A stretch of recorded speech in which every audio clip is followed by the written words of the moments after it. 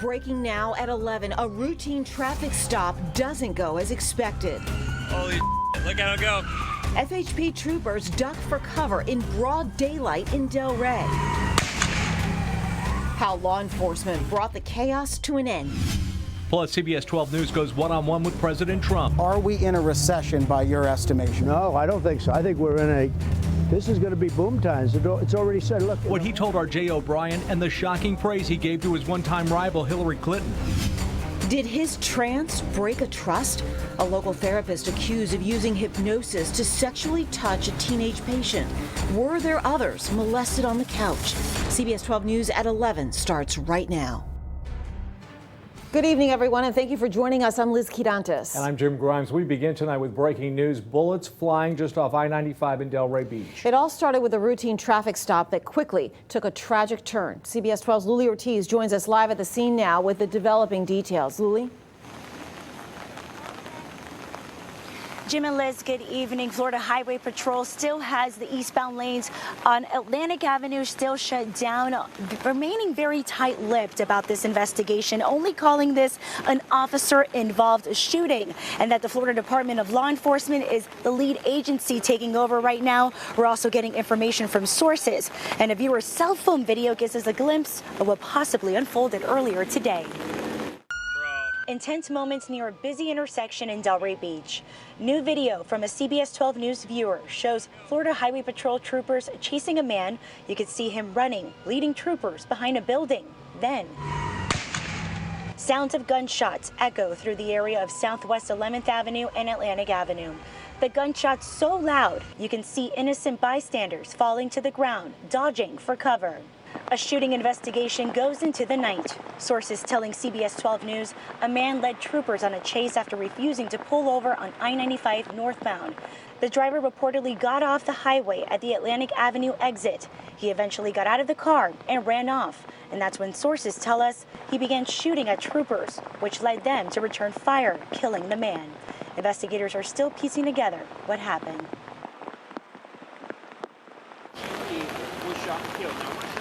And back live here, this is the eastbound lanes of Atlantic Avenue, just near the exit of I-95, or the entrance rather. This is still closed off as investigators investigate this officer-involved shooting. Again, the Florida Department of Law Enforcement still investigating, but they are urging people to avoid the area. It is unclear how long they will be out here, but we do know this is a very active scene, and there are multiple areas that they're investigating, including Southwest 11th Avenue and closer to the I-95 entrance as well. And as soon as we learn more information, we'll be sure to pass that along. For now, we're live in Delray Beach. I'm Luli Ortiz, CBS 12 News. Thank you, Luli. Well, tonight, an exclusive interview with President Donald Trump. The president is back at the White House now after a visit to Jupiter today, touting his record on the environment and surprising many by extending a moratorium on offshore drilling. But before he made his exit, he had time to speak with our CBS 12's Jay O'Brien in a one-on-one interview, and Jay's joining us in the studio now. I know you guys got a chance to cover a lot of ground. Yeah, we had a long, wide-ranging interview as the president traveled south. An NBC News Marist poll was released showing him tied with Vice President Biden in must-win Florida. That is where we began our conversation with the president. Are you concerned about potentially losing your home state? No, as a Republican, to be tied is good. I won it last time with Hillary, who is a much more capable candidate than Biden. And this year, I think we're going to do very well. We then asked the president about accusations he's playing politics with a coronavirus vaccine. The president saying yesterday he's eyeing a vaccine before Election Day. I'd like to see it, but I'd like to see it more for saving lives than for politics, that I can tell you. For saving lives and for making people safe, because it's a very strong vaccine. I think it's going to prove to be very effective based on everything we're seeing. As for concerns it won't be possible to get a deal on a new stimulus package before the election, the president blames delays on Democrats. We should have one more shot, one more stimulus bill. It should be approved by the Democrats. I don't know that they'll do it. They would like to see things be as bad as possible on November 3rd, Election Day. Congressional Democrats say the Republican plan doesn't do enough. They're also hitting the president on a serious topic for seniors, Social Security, saying the entitlement is endangered by the president's calls for a payroll tax cut. I'm not touching Social Security. They are, because they'll destroy the economy of our country. Social Security will go down with everything else. There's not a payroll tax cut on your second term agenda? Well, we're looking to do that. We will do it second term. We're looking to do something now if we can. That's the concern, sir, is that seniors say that a payroll tax cut would imperil Social Security. Yeah. Is that your concern? No, because we're taking it from the general fund. We're not taking it from Social Security. It comes right out of the general fund, and we make up for it with the tremendous growth that we're going to experience. On the economy in general, the president is optimistic, despite what some economists are calling an ongoing recession. Are we in a recession by your estimation? No, I don't think so. I think we're in a... This is going to be boom times. It's already said. Look, in the last 4 months, we have hired and more people have come into the workforce than at any time in the history of our country. This was the president's 11th trip to the swing state of Florida this year. It comes as Democrats are also flooding the state as we enter into that crucial crunch time between Labor Day and Election Day, guys. Now, Jay, it's not every day that a local reporter gets to interview the President of the United States. Was it rushed? Was he in a hurry? What was he like? Well, the president was gracious in terms of spending time with us. You get a limited, allotted amount of time to interview the president. Any reporter does. The president, however, will talk to you for essentially as long as he's interested for, right? As long as he can. His schedule abides and he wants to chat with you. We can say that he was very gracious in speaking to us today. There was no subject that was off limits, and we were able to cover, as you saw in that conversation, a lot of ground. A lot of that can't get into that interview, so it's on our website as well, CBS12.com. Not that the president lacks any confidence. Was there any question you asked where you felt like he was trying to dodge it? Not that we saw. The president was able to really answer almost any question that we presented him. They were all within the purview of things that he's been talking about for the last few days. If you'll remember, he had a wide-ranging news conference at the White House yesterday that edged into campaign attacks sometimes. So a lot of our questions stemmed from what was on the mind of everyday Americans subsequent to that news conference, guys. All right. Now, if you want to watch Jay's entire interview with the president, all you need to do is head to our website at CBS12.com. It's on our homepage. President's visit being hailed a big victory for environmentalists. With the Jupiter Lighthouse as the backdrop, he was able to sign a moratorium extending and expanding a ban on new offshore drilling. It includes sites off the Florida coast as well as Georgia and South Carolina. President also discussing his call for additional funding for the Everglades revitalization projects. Afterwards, Democrats were quick to criticize the president on his environmental record since taking office. Meanwhile, Democratic presidential nominee Joe Biden will be in Michigan tomorrow and is expected to talk about his plans to create jobs in that state. However, it doesn't seem that there will be a public event. Today, the Biden campaign put out an advisory saying that the former vice president will speak in Warren, but have not yet said where he's speaking. The event is set to start at 1:15. And the following day, vice presidential nominee Kamala Harris and her husband will campaign in Miami on Thursday. This will be Harris's first in-person appearance in the Sunshine State since becoming the Democratic Party's vice presidential nominee last month. Well, kind of a repeat from last night. Rainy weather continues throughout the evening, and right now we have flood advisories in some areas. Chief Meteorologist Aaron Christensen joins us now live. And Aaron, what areas need to stay indoors right now? It's northeast Broward and far southeast Palm Beach County where we've got that flood advisory. It does continue through about 11:30. We've seen some pretty decent rain in this area here this evening. It's mainly just east of I-95, so a thin little strip where we have had close to 1 to 2 inches worth of rain from Fort Lauderdale all the way up to Lake Worth Beach, and a little bit farther inland Wellington, about 1 4/10 of an inch of rain there. We're also tracking Tropical Storm Paulette. A little bit weaker here tonight. That small window of opportunity where we thought it might strengthen to a hurricane is not likely going to happen, as shear is going to decay this system, but staying at a tropical storm all the way through Sunday night. Now, Renee, here's the big update, downgraded to a depression as of 11 o'clock, but expected to regain that tropical storm status again tomorrow and then strengthen to a hurricane still by Friday as a Category 1. We do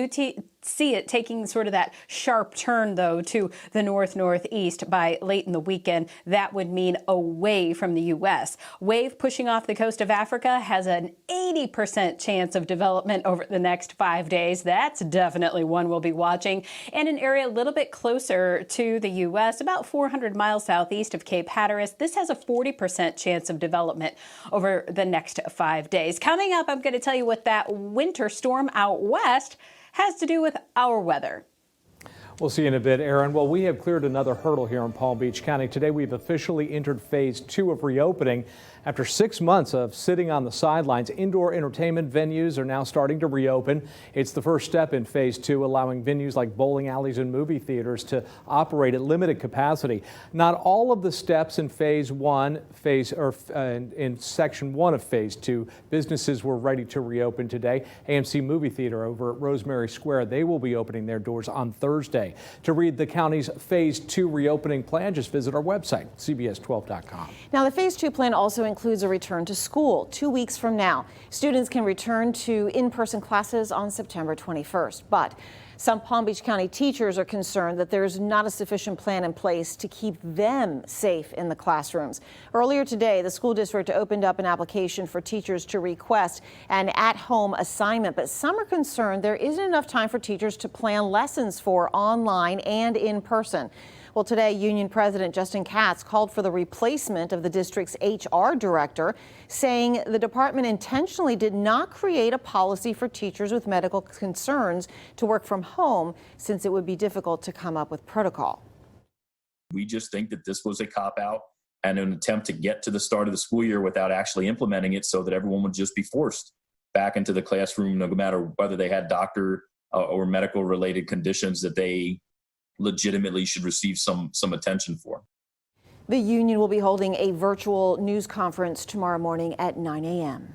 And parents, tomorrow is the deadline for that survey that tells the district if you plan to send your kids back to school or continue to teach them online at home. District says parents can change their mind even after classes begin. And the St. Lucie County School Board unanimously approved new policies for face coverings during a meeting tonight. School board members say all students, employees, visitors, and vendors must now wear a cloth face mask or face shield while on school district property. They cannot have any offensive words or graphics on them. Students who refuse to wear a face mask can be reassigned to virtual learning or removed from class for taking off their mask without permission.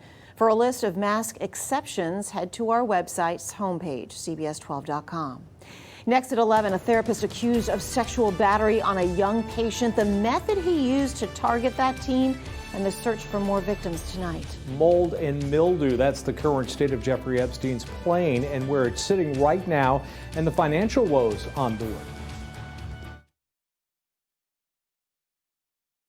CBS 12 News, the one to turn to. Live with Liz Carantes, Jim Grimes, Storm Track Weather with Chief Meteorologist Aaron Christensen, and Sports with John Evanson. CBS 12 News continues. It's a disturbing story. Port St. Lucie police tonight are searching for more possible victims of a therapist accused of sexually battering a teenager. 17-year-old boy told police that he was sexually battered during a visit for treatment. Police say the therapist, 69-year-old Robert Medina, used a hypnosis method to target that teenager. Victim told investigators that it happened at his office of the Robert Medina Healing Counseling Incorporated. Happened last Thursday. Right now, there is an Amber Alert out of Miami-Dade County. The Florida Department of Law Enforcement is searching for 10-year-old Randy Canyon. She was last seen on North Bayshore Drive. Randy is 5'3" and has box braids, like in the photo. Investigators say she may be with an unidentified white man and traveling in a white van. Anyone with information is asked to contact police immediately. Palm Beach County deputies trying to identify human remains. They were found today in Delray Beach. A lawn crew made that discovery near State Road 7, just south of Atlantic Avenue. Investigators say they don't know just how long that body had been there or the gender of the person. Medical examiner's office is going to have to run lots of tests. It's unclear if the victim died of natural causes or if foul play was involved. A hit-and-run teen crash victim who was in a coma seems to be recovering as police continue to search for the driver responsible. Today, we learned that 15-year-old Jada Murphy is now in serious condition, no longer critical. Police say a driver in a pickup truck hit her while she was roller skating in Fort Pierce along South 17th Street near Okeechobee Road. Authorities are looking for anyone in that area who might have a doorbell camera or a home surveillance camera that has video of the pickup truck. Another piece of the Epstein puzzle, according to Daily Mail, Jeffrey Epstein's infamous Boeing 727, the so-called Lolita Express, is now rotting away. Aircraft is sitting on a Georgia runway. It's racking up $1,000 a month in storage fees. They say it's been sitting there collecting mold and mildew since it last flew back in 2016. Many believe Epstein used the Lolita Express to transport many of his sex trafficking victims. His mistress, Ghislaine Maxwell, remains behind bars, accused of helping find girls for Epstein, including some from the Palm Beach County area. Wildfires continue in California. Dozens of fires are now raging out of control in what's being described as an unprecedented disaster. 39 million Americans are under red flag warnings, and there is growing fear that scorching temperatures and high winds will only make the situation worse in the coming days. Tonight, 14 firefighters were forced to deploy fire shelters. 3 were injured, and 1 is in critical condition. Wildfires burning throughout the West are especially destructive this year. Scientists say it's fueled by climate change. At the Creek Fire, pilots made 8 trips today, rescuing at least 120 people. All right, it is busy if you're a meteorologist right now. Aaron Christensen joining us right now. Rain out there. I know the tropics are starting to heat up as well. Oh, yeah, they've been heating up. It really does seem like it's a case of feast or famine across the country right now. We're going to take you into a storm out west that is bringing on snow just 2 days after temperatures were in the triple digits. In the meantime, though, we give you a look at our scorecard here for Palm Beach International. Just an average day. That's not my opinion. I mean, in terms of our average temperatures. Our high today, 88. Our normal, our 30-year average, 89. So pretty stinking close to it there. And our morning low, 75, spot on with that average. Elsewhere in the state, though, we did make it into the 90s. Pensacola at 90, 92 Tallahassee, 92 in Tampa, 91 for Orlando. But look what happens when we take a big step back. Here's the bird's eye view of the high temperatures across the U.S. Oh my, Jackson, Wyoming, and Denver, both in the 40s today. But temperatures weren't in the 40s just a few days ago. They were dealing with temps in the 90s and triple digits in some cases. You see that little spin there over the Four Corners area? That's that trough, that area of low pressure and its associated dip in the jet stream that we were tracking for you last Friday. And it continues to bring on a slew of winter weather advisories and warnings, frost advisories, freeze warnings across the west. And look at the forecast lows here overnight. Casper, Wyoming, 36, 42, Denver, 51 in Albuquerque, then Vegas in the low 60s. So this is where the snow is now across Colorado, and rain to the south of it from parts of Arizona, New Mexico, Texas, Oklahoma, stretching well into the Midwest. But as this trough digs to the east over the course of the week, it's going to push its way through the southeast, and it's going to trap a lot of tropical moisture right over, you guessed it, Florida, in between that wave to our east and that trough to our north. Now, don't get excited that this front's going to push all the way through and dramatically drop our temperatures or bring us some sort of snow, because that won't be happening. But it is going to continue to pump a lot of wet air in our direction. So a 50% chance for rain tomorrow, but then notice how it jumps to 70% Thursday, Friday, Saturday, 60% chance on Sunday, down to 40% Monday and Tuesday with a little bit of drier air. So how much rain are we looking at between now and Sunday? American model indicating 1 to 2 inches worth of rain. The European, a little bit lower, 1 to maybe 1 4/10. But we definitely are going to be in an unsettled pattern all the way through the work week and this weekend. There's a 70% chance for showers and storms Saturday as well. All right, thanks for that, Aaron. Well, this is the view from Drone 12 flying over the Palm Beach Inlet. We'll be right back. Hubbard radio stations, proud sponsors of the CBS 12 News Network, the one to turn to. Wall Street, big Hollywood, they all seem to be okay with Joe Biden. Are you now okay with Wall Street? Not quite. Look, what we have I'm afraid now that's all we have time for. South Florida Honda Sports Report. Well, it had been 6 years since the Miami Heat had made it to the Eastern Conference Final, hoping to wrap that up tonight and earn the chance to move one step closer to potentially facing their former megastar, LeBron James, in the NBA Final. Let's not get ahead of ourselves, though. Giannis, Milwaukee's megastar, out tonight with a sprained ankle. The Heat knew they could not let this chance get away. Up 6 in the fourth. Tyler Hero with the heroic no-look pass to Andre Iguodala, slamming it. Oh, had to see that one more time. It was worth it, right? All types of heroism from Hero. Hoop and harm there makes it 83-74. Heat late. Chris Middleton not giving in. Knocks down the impressive Jay. Cuts the Heat lead to 5. Now the dagger with 1 minute left here. It's Jimmy Butler over to Goran Dragic, who cashes in. The only Heat player since their last trip to the Eastern Conference Finals still with the team. Miami seals it with a 103-94 win. We'll see you in Orlando. It's not easy to get to the conference finals, and our organization knows that. We've been trying. That is why we brought Jimmy Butler here. That is why we put this team together. We legit in it to win it. Like, we don't care about stats. We don't care about fame. We don't care about none of that. All that we all care about is winning a championship. Well, Miami will now play either Boston or Toronto for a trip to the finals. The Celtics lead the Raptors in the other series right now, 3-2. Well, it's game week for several high school football teams on the Treasure Coast, but Kings Academy is one of very few Palm Beach County teams in action this Friday, and that fact has given them more focus than ever.